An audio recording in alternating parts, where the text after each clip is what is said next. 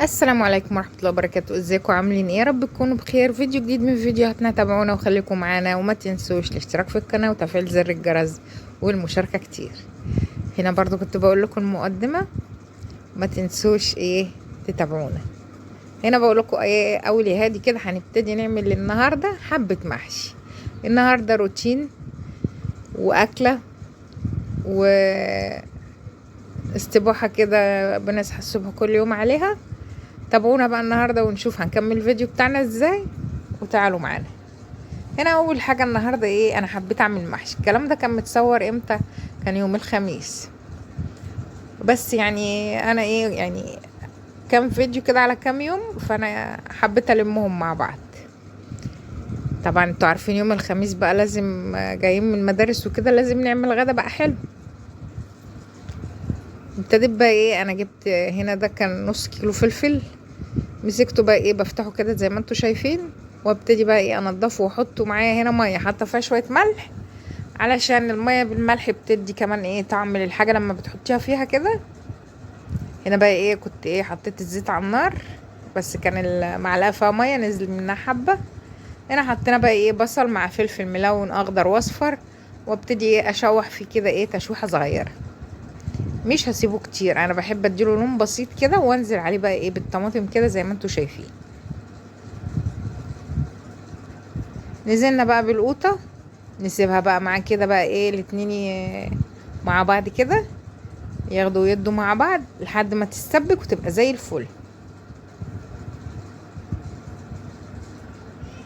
اهو بصوا هنا بقى خلاص كانت اتسبكت والزيت طلع على الوش. بصوا حتى اما هقلبها هلاقيها تقيله تمام او كده. انا في الوقت ده كنت بصور، كان النور قطع وكنت ايه بصور وكانت الدنيا ضلمه.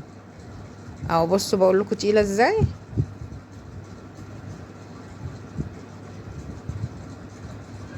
وانا بقى كنت مجهزه الرز مع الخضره. وعايزه اقول لكم ان انا كنت حاطه عليه كمان كام ورقه نعناع كده، بتديله ريحه كده وشمخه. بجربوها وان شاء الله تدعولي. هنا بقى زي ما قلت لكم ان انا ايه نورت بالفلاش كده وبوريكم. هنا كنت قورت البتنجان وسبته في الميه وملح مع الفلفل لحد ما ايه اظبط الخلطه وارجع لها. او هنا بقى ايه ابتدي بقى اوضب الخلطه. احط ايه، انا بحط شويه كمون وفلفل وبهارات وملح ومكعب ماجي وخلاص على كده. عايزه تحطي شطه، عايزه تضيفي حاجه تانية براحتك، بس انا يعني ايه دي طريقتي بحب اعملها كده.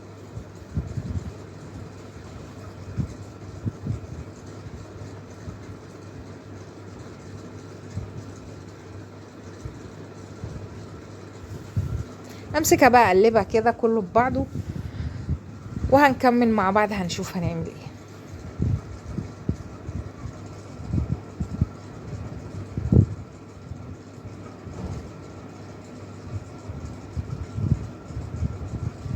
همسك بقى ايه الرز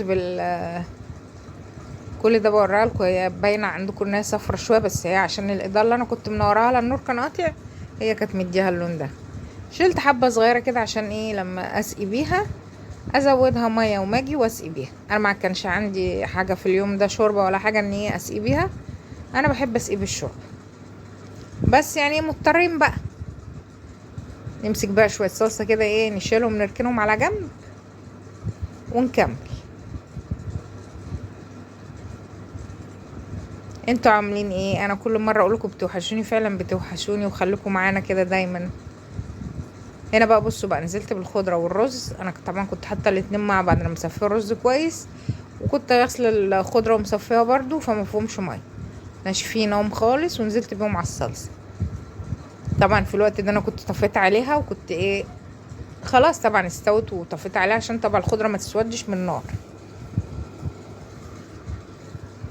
امسكها بقى اقلبها كده، اقلب كله ببعضه كده يعني القوطه والخضره وكله يبقى داخل في بعضه كده، وتبقى ايه الحشوه معانا حلو. اهو بصوا القوطه معاها كمان حمرها حلو والله.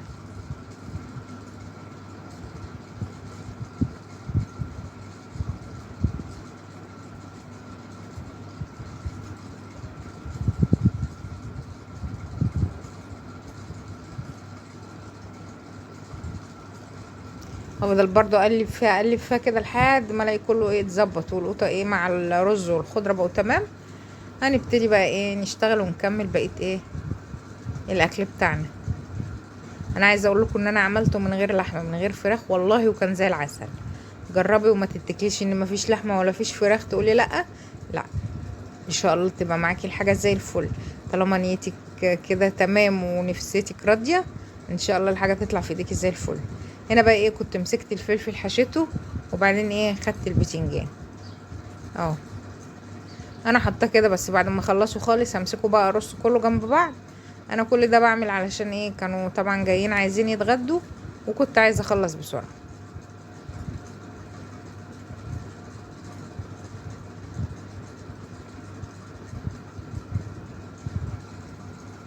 ما بملش البتنجانة قوي، يعني يا دوبك نصها او 3/4، وانضفها كويس من بره عشان ما يبقاش فيها رز ما يبقاش فيها حاجه، وكمان لما تيجي تستوي ما يلزقش ببعضه اهو. وتلاقي كده الرز مدلوق كده في الحله من تحت، لا لا لا اهو كده، دوبك تطلع كل واحده بوحدتها، وكمان بتبقى ناقصه كده وطريه، بتبقى حلوه.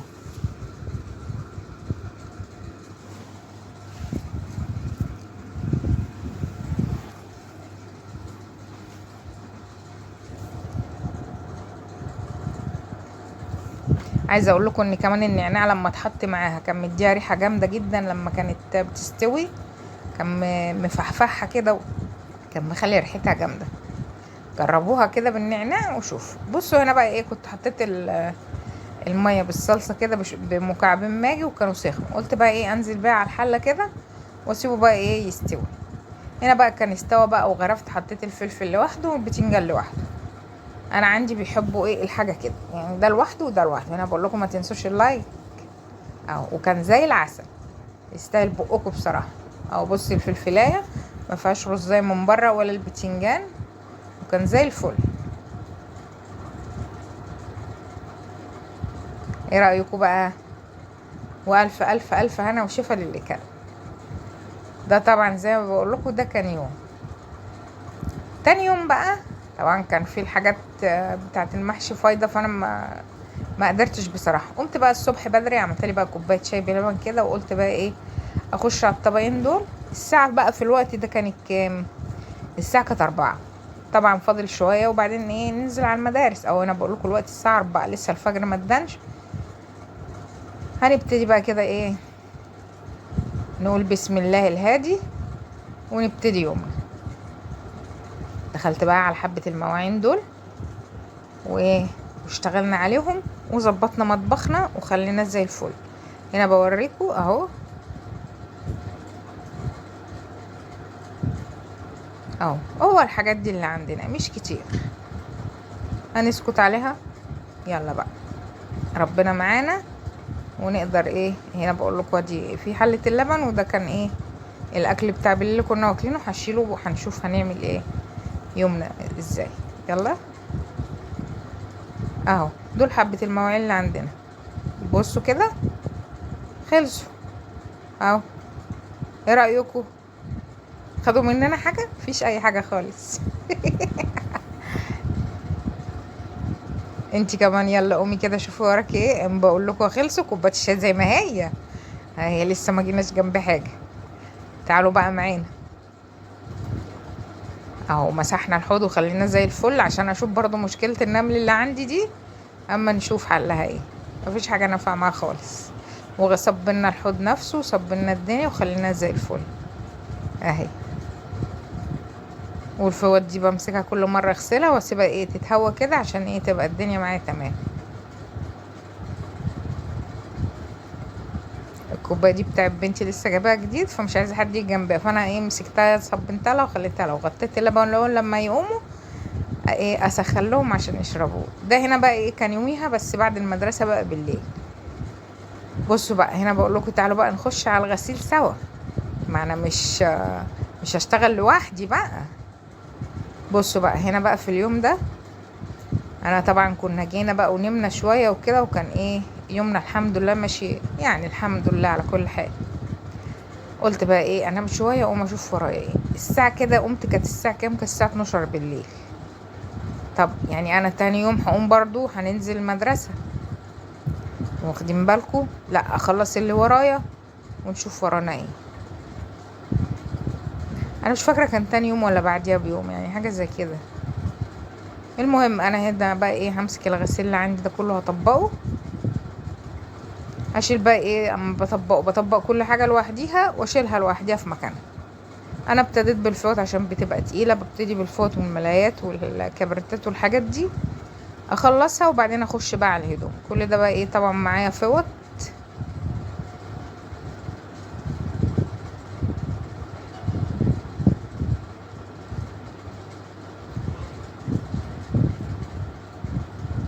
يلا انت كمان بقى لو وراكي حاجة ولا كده عادي نامي شوية وبعدين قومي شوفي وراكي ايه.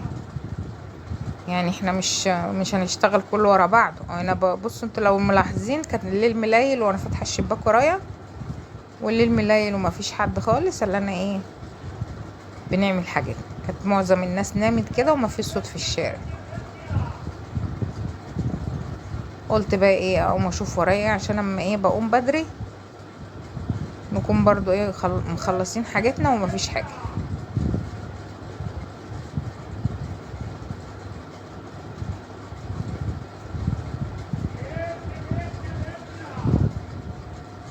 عايزه اقول لكم ان انا في اليوم ده كان وصل بيا الامر ان انا الحمد لله الحمد لله اتنقلت على المستشفى. بس الحمد لله رجعت والدنيا كانت الحمد لله اتظبطت شويه، والحمد لله دعونا بس بالشفا كده وربنا يكون معانا ونكمل معاكم على خير يا رب.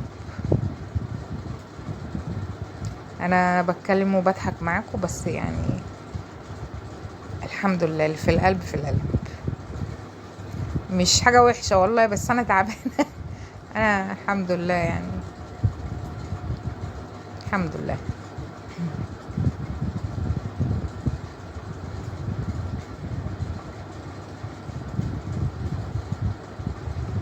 احنا كانوا ولادي بيكلموني فكنت برد عليهم.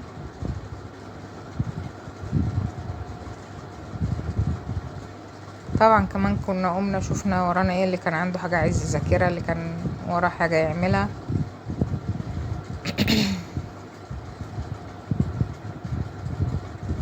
اما بطبق طبعا كل واحد بطبق له حاجته لوحديها عشان لما اجي اشيل يعني احطها في مكانه على طول، ما افضلش ارجع تاني انقي وكده. لا كل حاجة اهي ده بتاعت كذا مكانه هنا اهو. لو واخدين بالكم ابني خاله في الحيطة اهو كان جاي ينكفني.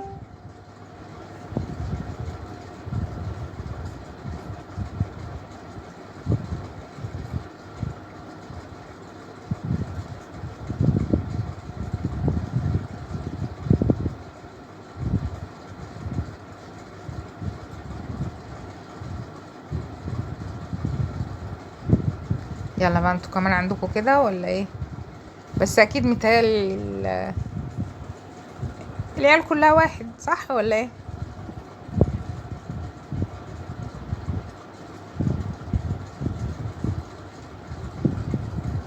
هنا مرضتش ارد عليه، قلت له روح كمل نومك وروح، شكلك كده لسه قايم بتحلم، روح كمل نوم. هنا بقى ايه طبقت معاكم كده حبة حلوين اهو.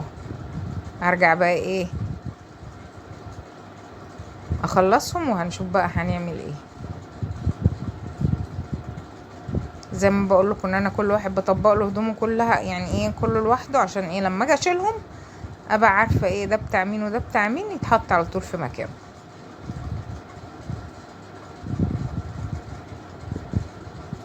وننجز حاجتنا ونخلص بسرعه ولا ايه؟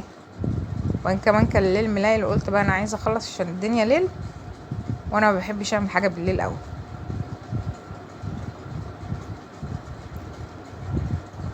هنا بقى قلت ايه هكمل انا بقى. خلصت الغسيل وشلته في مكانه، اقوم بقى على الاوضه. مسكتها بقى ايه روقتها ونفضتها كده، وقلت بقى ايه اكنسها بقى كده على السريع ونشوف هنعمل ايه. مسكت السجاده كده نفضتها مكانها وهحطها كده على الشباك اهو. طبعا ورق وحاجات بتاعتهم رمينا، ولازم طبعا احنا نروق وراهم.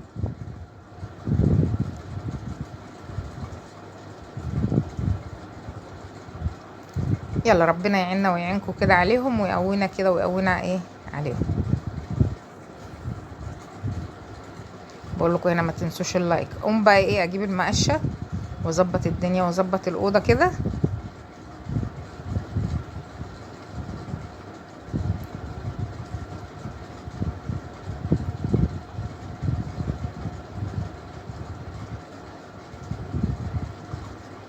امسك بقى ايه اكنس الحاجات دي واطلعها على بره.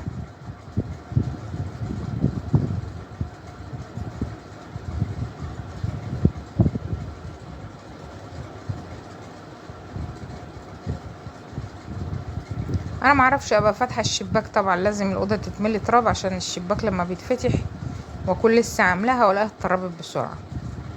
يلا بكره هيجي الشتاء ونشد الستاير ونقفل الشبابيك كويس وما يبقاش فيه ايه حاجه زي كده. اهو بصوا لو ملاحظين كله تراب يعني مش.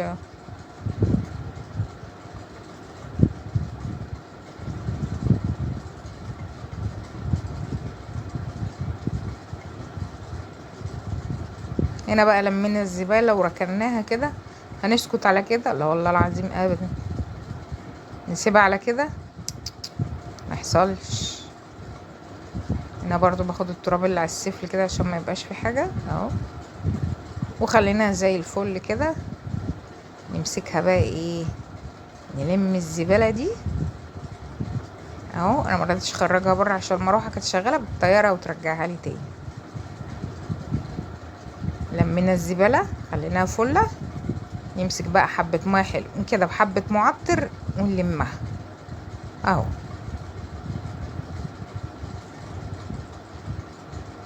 ما انا قلت لكم احنا مش هنسكت عليها، لا لازم كده نعمل كده اللي ورانا، واحنا نسكت نكنس وخلاص؟ لا دي حقها كله عشان ما تقولش ايه انا حقي ناقص.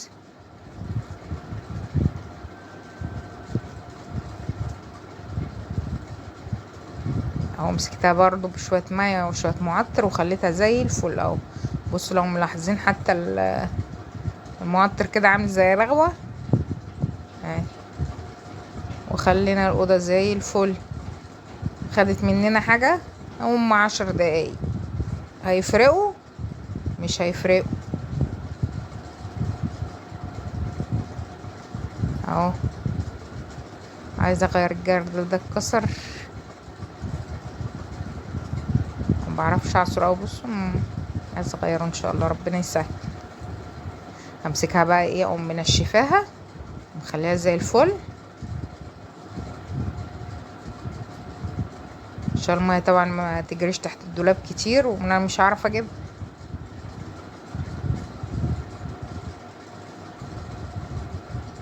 اجي بقى تنزلي بقى الصبح وتودي حد المدرسه، هتروحي تجيبي حاجه، طبعا انت مخلصه اللي وراكي من بالليل وما تشيليش همه، يا دوبك بقى اللي هتجيبيه وتعمليه وخلاص، مش كده؟ هنا برضو افضل بقى انشف فيها كده واجيب الميه اللي راحت كده وراحت كده.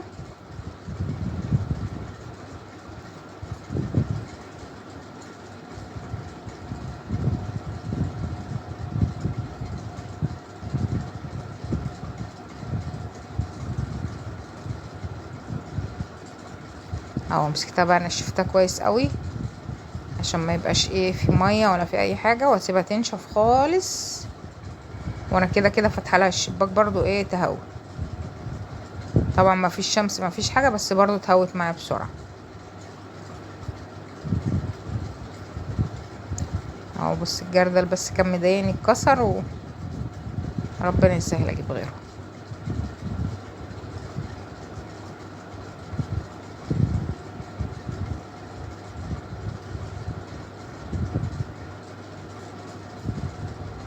هنا بقى ايه كنت مسكت السجاده فرشتها. انا عندي الكبرته دي كانت يعني ايه حصل معاها حاسه بسيطه كده، كانت نزل عليها النار واتلسعت، فانا ايه مخليها بقى الحاجه زي كده. احنا هنا لما نيجي نقعد في الاوضه او في حاجه فبفرد الكبرته دي تاخد الايه المطرح ما احنا قاعدين وكده، وبعدين ايه ابقى اشيلها انفضها وارجع ايه احطها. يعني خسارة بدل ما تترمي وكده، لا بنستغلها برضو.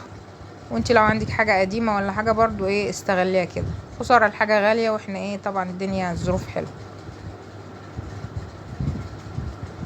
وحشة؟ طب والله اديت لها منظر وخليتها حلو، صح ولا لا؟